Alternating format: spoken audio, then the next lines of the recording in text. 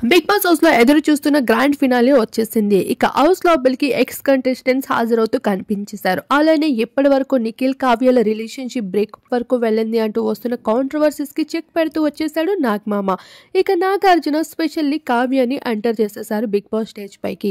అయితే కావ్య మొదటగా రానని చెప్పినప్పటికీ నాగార్జున మాటని తిప్పి కొట్టలేక స్పెషల్ కాల్ చేసిన నాగార్జున మాటకి రెస్పెక్ట్ ఇస్తూ స్టేజ్ పైకి అడుగు పెట్టేసింది.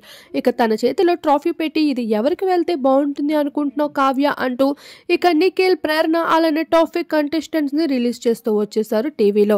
ఇక వెంటనే కావ్య నిఖిల్ పేరు చెప్పేసరికి నిఖిల్ అయితే చాలా ఎమోషనల్ అవుతూ కనిపించేశాడు కావ్యని చూసి.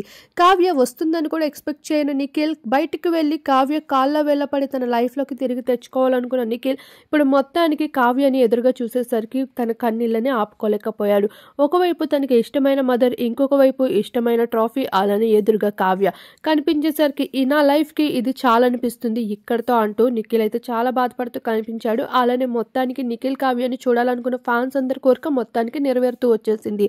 ఇలా కావ్య స్పెషల్ ఎంట్రీ అదుర్స్ అనిపించేసింది.